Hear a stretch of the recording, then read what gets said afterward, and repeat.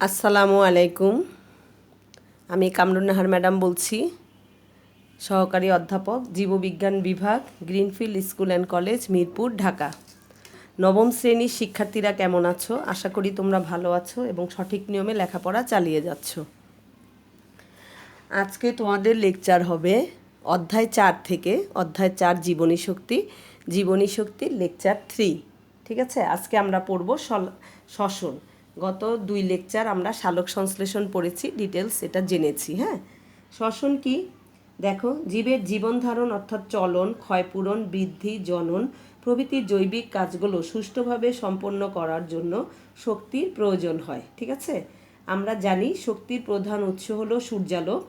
সালোক সংশ্লেষের সময় উদ্ভিদ সৌরশক্তিকে শর্করা জাতীয় খাদ্যবস্তুর মধ্যে স্থিতিশক্তিরূপে সঞ্চয় করে রাখে। খাদ্যের মধ্যে সঞ্চিত এই ধরনের শক্তি জীব তার কী করে, জীবন ধারণের জন্য সরাসরি ব্যবহার করতে পারে না। ঠিক আছে, শ্বসনের সময় জীবদেহে এই স্থিতিশক্তি রাসায়নিক শক্তি হিসেবে তারপরে মুক্ত হয় এবং জীবের বিভিন্ন শারীরবৃত্তীয় কাজের জন্য প্রয়োজনীয় শক্তি যোগায়। তোমরা জানো যে জীবদেহের যে বিভিন্ন ক্রিয়া, রাসায়নিক বিক্রিয়াগুলো ঘটে, এর জন্য হচ্ছে এনার্জি দায়ী। ঠিক আছে, এনার্জির প্রয়োজন হয়। সেই এনার্জি তুমি কোথা থেকে পাবে? শ্বসনের মাধ্যমে। শর্করা জাতীয় খাদ্যবস্তু ছাড়াও প্রোটিন, ফ্যাট এবং বিভিন্ন জৈব অ্যাসিড শ্বসনিক বস্তুরূপে ব্যবহৃত হয়। জীবদেহে এই জটিল যৌগগুলো প্রথমে ভেঙে সরল যৌগে পরিণত হয় এবং পরে জারিত হয়ে রাসায়নিক শক্তিতে রূপান্তরিত হয়। সাধারণ তাপমাত্রায় জীবদেহের প্রতিটি কোষে দিবারাত্রি 24 ঘন্টায় শ্বসন চলতে থাকে। সালোক সংশ্লেষণ হয় দিনের বেলা, কিন্তু শ্বসন ঘটে দিনরাত্রি 24 ঘন্টা। হ্যাঁ, উদ্ভিদের বর্ধিষ্ণু অঞ্চলে ফুল ও পাতার কুঁড়ি, অঙ্কুরিত বীজ, মূল ও কাণ্ডের অগ্রভাগ শ্বসন ক্রিয়ার হার অনেক বেশি। সজীব কোষের সাইটোপ্লাজম ও মাইটোকন্ড্রিয়াতে শ্বসন প্রক্রিয়া সম্পন্ন হয়। ওই জৈব রাসায়নিক প্রক্রিয়ায় জীবদেহ যৌগিক খাদ্যদ্রব্য জারিত করে সরল দ্রব্যে পরিণত করে এবং শক্তি উৎপন্ন করে। হ্যাঁ, তোমার বইতে শ্বসনের সুন্দর সংজ্ঞাটা নেই, অতএব আমি লিখে দিচ্ছি, তোমরা একটু লিখে নাও। হ্যাঁ, যে জৈব রাসায়নিক প্রক্রিয়ায় যে জৈব রাসায়নিক প্রক্রিয়ায় যে জৈব রাসায়নিক প্রক্রিয়ায় যে জৈব রাসায়নিক প্রক্রিয়ায় শ্বসনিক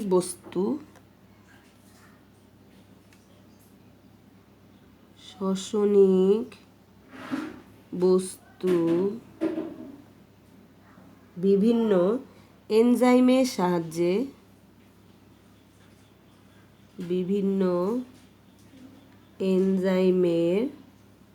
সাহায্যে হ্যাঁ, বস্তু বিভিন্ন এনজাইমের সাহায্যে জারিত হয়ে, ঠিক আছে, জারিত মানে ভেঙে, হ্যাঁ, জারিত হয়ে CO2, তারপরে H2O ও শক্তি উৎপন্ন করে। ঠিক আছে, ও শক্তি, এখানে শক্তি মানে হচ্ছে ATP। হ্যাঁ, এখানে শক্তি মানে হচ্ছে ATP, শক্তি উৎপন্ন করে, তাকে শ্বসন বলে।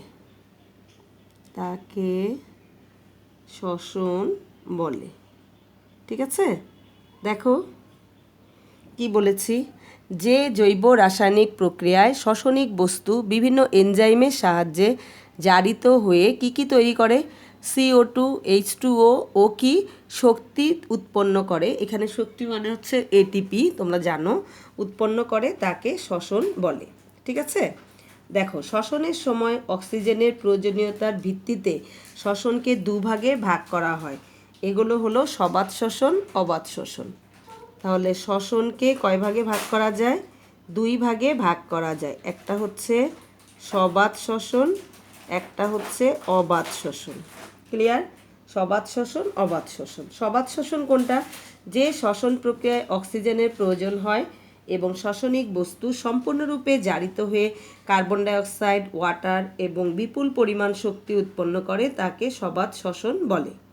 ঠিক আছে, আর সবাত শ্বসন হলো উদ্ভিদ প্রাণীর স্বাভাবিক শ্বসন প্রক্রিয়া। শ্বসনের বিক্রিয়াটা হলো দেখো C6H12O6 প্লাস 6O2, এই যে অক্সিজেন সহযোগে বিক্রিয়াটা হচ্ছে, তাহলে এটা হচ্ছে সবাত শ্বসনের বিক্রিয়া। এখানে লিখো বিভিন্ন এনজাইম। ক্লিয়ার? আচ্ছা, এখানে হলো বিভিন্ন এনজাইম। কি কি তৈরি হয় তোমাকে একটু আগেই বলেছি। 6CO2 plus 6H2O plus 686 kilo calorie শক্তি। হ্যাঁ, 686 কিলো ক্যালোরি। অথবা এটা হচ্ছে কত, 38 এটিপি। ক্লিয়ার? কিলো ক্যালোরি অথবা 38 এটিপি। ঠিক আছে, তাহলে শ্বসনে কে ভাঙছে? গ্লুকোজ। গ্লুকোজ বিভিন্ন এনজাইমের সহায়তায় এবং অক্সিজেনের সহায়তায় ভেঙে তৈরি হচ্ছে কার্বন ডাইঅক্সাইড, ওয়াটার এবং 686 কিলো ক্যালোরি এনার্জি। দেখো, সবাত শ্বসন প্রক্রিয়ায় 1 অণু গ্লুকোজ সম্পূর্ণরূপে জারিত হয়ে সর্বমোট 6 অণু কার্বন ডাইঅক্সাইড, 6 অণু পানি এবং 38টি এটিপি উৎপন্ন করে। হ্যাঁ, এবার আসো অবাত শ্বসন। অবাতে কি হয়? যে শ্বসন প্রক্রিয়া অক্সিজেনের অনুপস্থিতিতে হয় তাকে অবাত শ্বসন বলে। অর্থাৎ যে শ্বসন প্রক্রিয়ায় কোনো রাসায়নিক বস্তু অক্সিজেনের সাহায্য ছাড়াই কোষের ভিতরকার এনজাইম দিয়ে আংশিক রূপে জারিত হয়ে বিভিন্ন প্রকার জৈব যৌগ যেমন ইথাইল অ্যালকোহল, ল্যাকটিক অ্যাসিড ইত্যাদি, কার্বন ডাইঅক্সাইড এবং সামান্য পরিমাণ শক্তি উৎপন্ন করে তাকে অবাত শ্বসন বলে। অবাত শ্বসনে তুমি কি দেখতে পাবা? C6H12O6, এখানে কোনো অক্সিজেন লাগবে না, এখানে হচ্ছে বিভিন্ন এনজাইম ইথাইল অ্যালকোহল তৈরি করবে।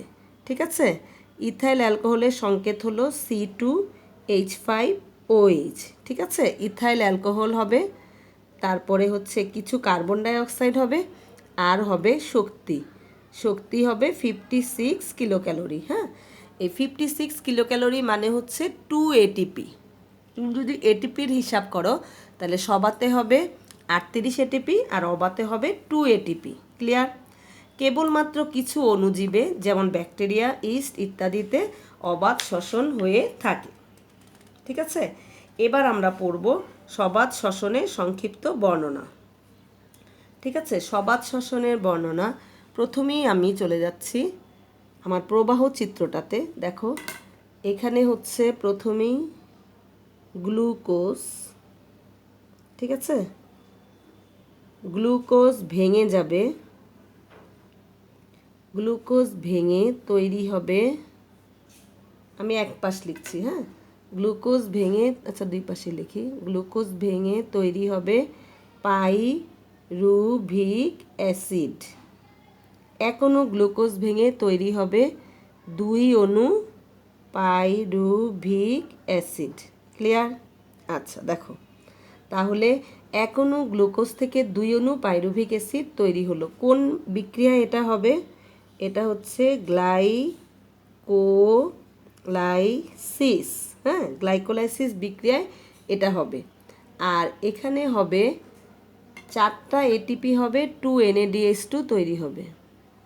এখানে হবে 4 এটিপি এবং 2 NADH2। ক্লিয়ার? কিন্তু গ্লাইকোলাইসিস প্রক্রিয়ায় 2 এটিপি খরচ হয়ে যাবে। তাহলে খেয়াল করো, প্রথম ধাপে কি হবে?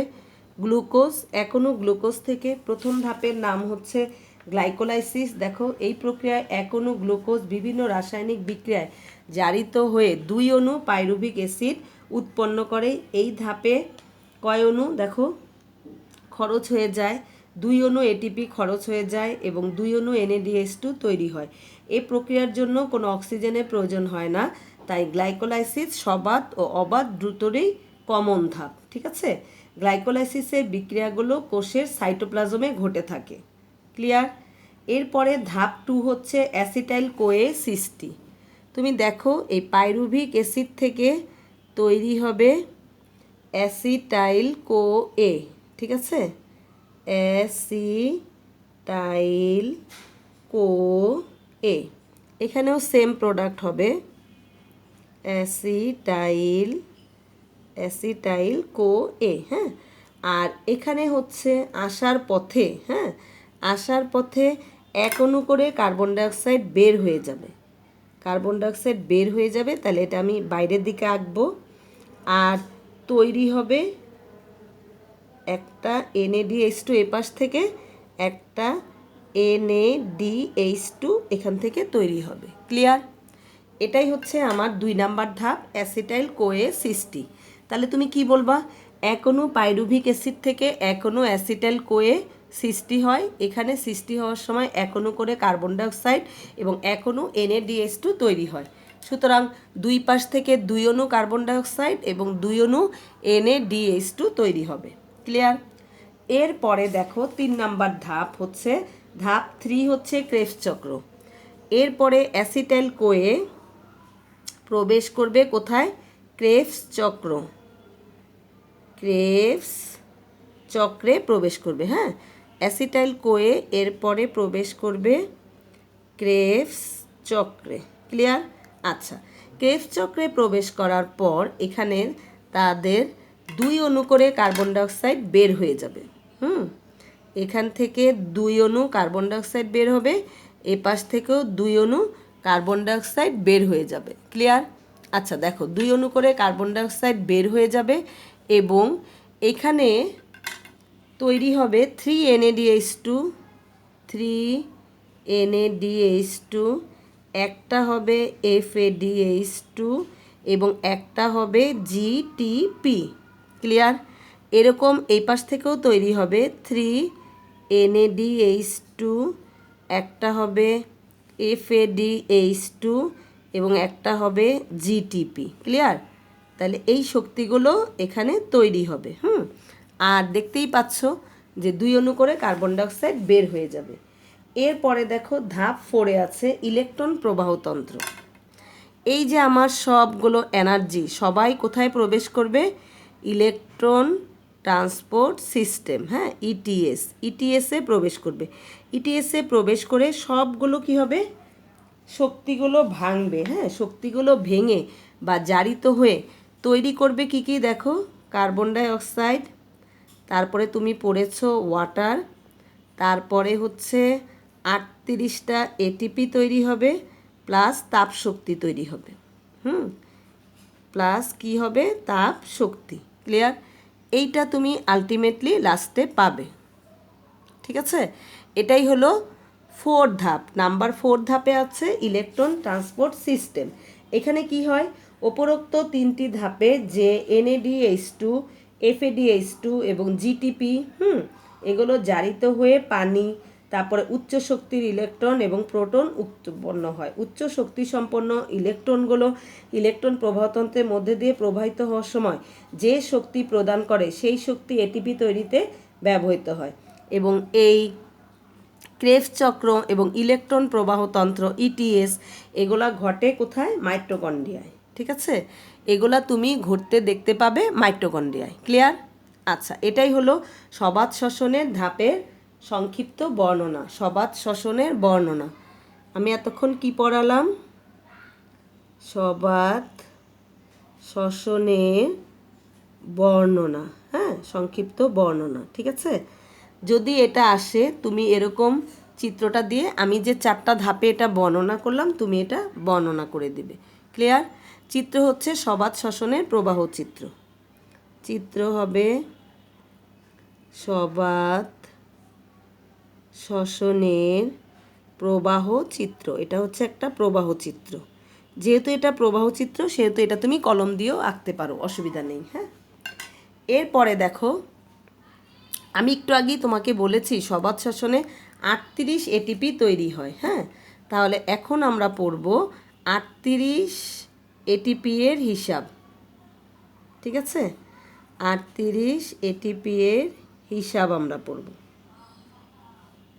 আচ্ছা, তার আগে একটু বলে নেই, আমি যে সবাত শ্বসন পড়ালাম, এই সবাত শ্বসন এবং অবাত শ্বসনের এই প্রথম ধাপটা কিন্তু একই। হ্যাঁ, ধাপ 1 গ্লাইকোলাইসিস সেম, পরে দ্বিতীয় ধাপে লিখবে পাইরুভিক অ্যাসিডের বিজারণ। হ্যাঁ, প্রথম ধাপ একই, যেই ধাপে 1 অণু গ্লুকোজ থেকে 2 অণু পাইরুভিক অ্যাসিড এবং 4 অণু এটিপি তৈরি হয়, এর মধ্যে 2টো NaDH2 তৈরি হয় এবং গ্লাইকোলাইসিস প্রক্রিয়ায় 2টো এটিপি খরচ হয়ে যায়। ক্লিয়ার? আচ্ছা, ফলে অবাধ শ্বসনে গ্লুকোজের অসম্পূর্ণ জারণ ঘটে এমনটা বিবেচনা করা হয়। 2 নম্বর ধাপে দেখো পাইরুভিক অ্যাসিডের বিজারণ। সাইটোপ্লাজমে অবস্থিত এনজাইমের কার্যকারিতায় পাইরুভিক অ্যাসিড বিজারিত হয়ে কার্বন ডাই অক্সাইড এবং ইথাইল অ্যালকোহল অথবা শুধু ল্যাকটিক অ্যাসিড উৎপন্ন করে। এক্ষেত্রে গ্লাইকোলাইসিসে উৎপন্ন বিজারিত এনএডি, ঠিক আছে, জারিত হয়ে যে ইলেকট্রন, প্রোটন ও শক্তি নির্গত করে তা ব্যবহৃত হয় পাইরুভিক অ্যাসিড থেকে ল্যাকটিক অ্যাসিড বা ক্ষেত্রবিশেষে ইথানল উৎপাদনের জন্য। অন্যদিকে অক্সিজেনের অভাবে তখন অক্সিডেটিভ ফটোফসফোরাইলেশনও চলে না, তাই অবাধ শ্বসনের ক্ষেত্রে এক অণু গ্লুকোজের গ্লাইকোলাইসিস নিট মাত্র কত 2 অণু এটিপি পাওয়া যায়।